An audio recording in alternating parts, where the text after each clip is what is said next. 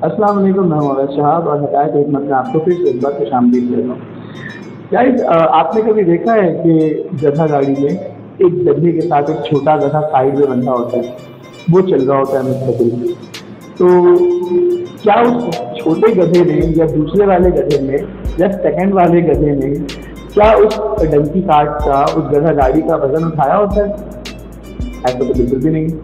तो फिर क्या लॉजिक है कि हम गधे को पड़ोस में बांधते हैं, वो गधा जिसको पालना है, खिलाना है और वो काम में नहीं आ रहा है? तो जो गधा गाड़ी वाले होते हैं ना, इनकी पूरी एक साइंस होती है। गधे का जो माइंड होता है ना, वो थोड़ा सा वीक होता है नॉर्मली। तो उसको जो बांधा जाता है, जो गधे को, यानी गधे के पड़ोस में जो सेकंड गधा होता है, कुछ दिन उसको लेफ्ट साइड पे बांधा जाता है, कुछ दिन उसको राइट साइड पे बांधा जाता है, ताकि उसको डायरेक्शंस का पता हो चल जाए, उसकी ट्रेनिंग हो जाए। इसको कहते हैं पफ, यानी कहते हैं ना कि पफ पाला हुआ है। इसको ये जो लफ्ज आया पफ, ये जो पफ पाला हुआ जो लैंग्वेज है ना, ये बेसिकली उर्दू लैंग्वेज में भी अब यूज होने लगा है कि पफ क्या है। पफ का मतलब यही होता है कि गधे के साथ उसका एक सेकंड। बेसिकली फराज खान और फरहाद करम अली साहब में जो दोनों को ऑथर हैं बुक के, उन्होंने अपनी बुक में एक बहुत ही अच्छी थ्योरी प्रेजेंट की। उस थ्योरी का नाम था पफ थ्योरी। ग्लोबल चैलेंजेस के अंदर अगर आप बिजनेस को रन करते हैं, कॉर्पोरेट लैडर पे ग्रो करना चाहते हैं, तो आपको पफ थ्योरी बहुत अच्छी आनी चाहिए। पफ थ्योरी क्या कहती है? अपना सेकंड तैयार करो। जब तक आप अपना सेकंड तैयार नहीं करोगे तो आप प्रमोशन नहीं हो सकती। यानी अगर आप कॉर्पोरेट लैडर पे आगे बढ़ना चाहते हैं, अगर आप कॉर्पोरेट लैडर पे अपनी पोजीशन से एक स्टेप और आगे जाना चाहते हैं, तो आपका एक सेकंड होना नेसेसरी है। अगर आपका एक सेकंड नहीं होगा तो जो आपके काम है वो आपके काम कोई और कर नहीं सकता, लिहाजा आप अपनी पोजीशन पे स्टिक रहेंगे।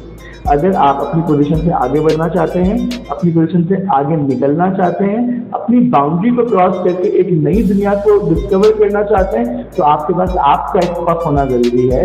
कोई ऐसा बंदा जिसको आप खुद ट्रेनिंग दें, आपके मिजाज के मुताबिक काम करना वो जानता हो, आपके तरीके को जानता हो, आपकी स्ट्रेटजीज को जानता हो, डिफरेंट टाइम्स पे, डिफरेंट सिचुएशंस पे आपके रिस्पॉन्ड को वो जानता हो और आपके रिस्पॉन्ड को वो अपने अंदर इनबिल्ड करने की कोशिश करे कि इस सिचुएशन में अगर ये इस तरह रिस्पॉन्ड करते हैं तो मैं भी इस तरह रिस्पॉन्ड करूँ।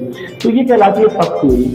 हमारे यहाँ सबसे बड़ा प्रॉब्लम पता है क्या है? लोग अपने नीचे के लोगों को अपनी स्किल्स, अपनी ट्रेनिंग देना नहीं चाहते। उसकी वजह है कि उनको इनसिक्योरिटी फील होने लगती है कि अगर उसको मैंने अपना सारा काम सिखा दिया, कल कल ये मेरी पोजीशन से बैठ जाएगा और मेरी पोजीशन से मैं फ्री हो जाऊंगा। ऐसा नहीं होता दोस्त। अल्लाह ताला ने तमाम लोगों के लिए रिस्क का बंदोबस्त करके रखा है। तमाम लोगों के लिए बेहतर से बेहतर तरीके, बेहतर से बेहतर रास्ते। अल्लाह ताला जब किसी एक दरवाजे को बंद करता है तो 99 दरवाजे खोल देता है। तो मुझे एक बात बताओ, अगर तुम अपनी स्किल किसी को नहीं सिखाओगे, अपना सेकंड किसी को तैयार नहीं करोगे, तो तुम अपनी पोजीशन से आगे कैसे बढ़ोगे? जो सारे काम तो फिर तुम नहीं करने। अगर तुम अपने काम की, अपनी पोजीशन में आगे बढ़ना चाहते हो, मैंने कई ऐसे बिजनेस देखे हैं जो वालिद साहब के दौर में बहुत अच्छा चलता रहा। जब साहबजादों के हाथ में आया तो वो उस बिजनेस को उस तरह से रन नहीं कर सके जिस तरह वालिद साहब कहते थे। उसकी वजह क्या है? हमने सिखाया नहीं। अब तारीख उठा के देख लो। मैं तारीख के चंद बाबों में से आपको एक दो से इशारतन कहता हूँ कि ये जो आखिरी मुगल बादशाह थे, बहादुर शाह जफर, आप उनकी और उनके आबा और अजदाद की हिस्ट्री उठा के देख लें, आपको थोड़ी सी बात समझ में आ जाएगी कि एक्चुअली मैं आपको किस तरफ इशारा कर रहा हूँ। तो अगर आप अपनी स्किल्स, अगर आप अपने स्किल सेट जो आपने सीखे हुए हैं, अगर किसी और तक मुंतकिल नहीं करेंगे तो आप भी अपनी पोजीशन से आगे नहीं बढ़ सकते। और अगर आप अपना सेकंड तैयार नहीं करेंगे तो ग्लोबल चैलेंजेस को भी आप फेस नहीं कर सकते।